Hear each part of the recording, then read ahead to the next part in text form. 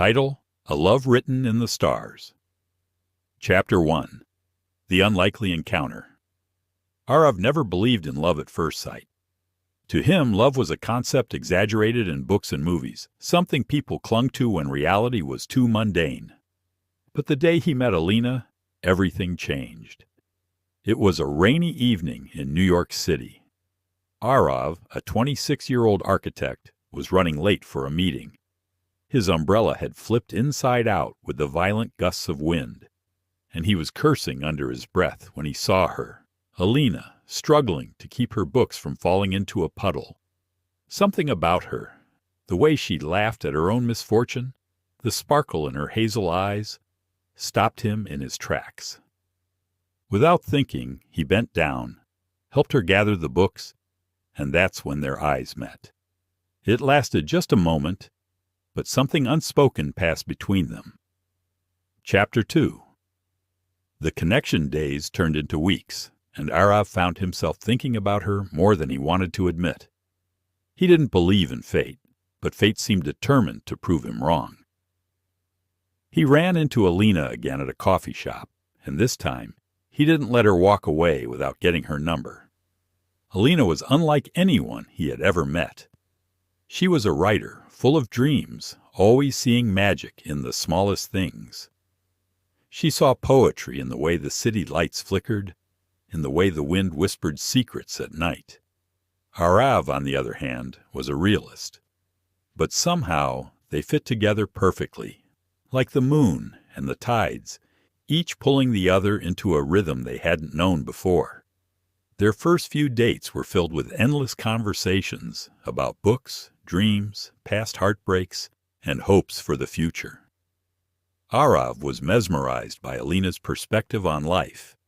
She taught him that love wasn't just about grand gestures, but about small moments, sharing coffee on a cold morning, exchanging knowing glances in a crowded room, finding comfort in each other's silence. Chapter 3. The Storm. Just when everything seemed perfect, reality struck.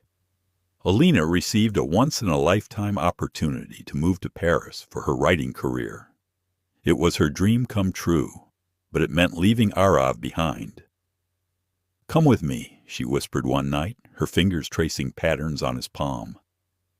Arav was torn. His entire life was in New York, his job, his responsibilities. But Alina was his heart. Could he let go of everything to follow love? Could he ask her to stay when he knew it would mean sacrificing her dreams? They fought. Words were said that neither of them meant. The pain of impending separation made them lash out, and before they knew it, they were standing at an impasse. Chapter 4. The realization days turned into weeks, and the silence between them grew. Arav found himself missing her laugh, the way she saw stories in the stars. He read the books she loved, walked the streets they had explored together, and realized something undeniable. Love wasn't about staying in one place.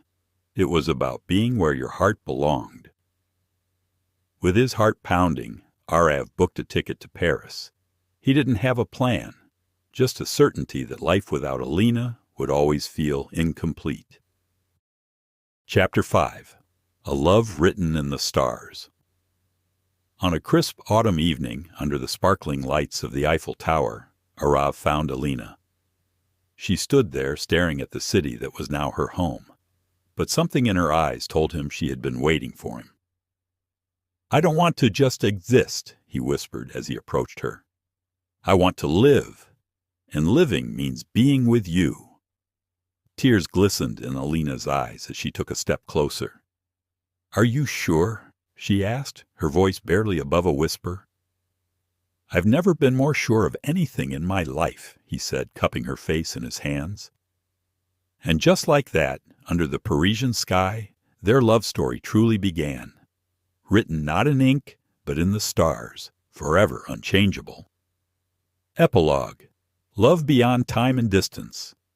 Years later, as Arav and Alina walked hand in hand along the Seine, she turned to him with a mischievous smile. "So, do you believe in love at first sight now?" she teased. Arav chuckled, pulling her closer. "No," he admitted, "but I believe in love that's meant to be." And as they stood there, with the city of love embracing them, they knew some love stories are not just written,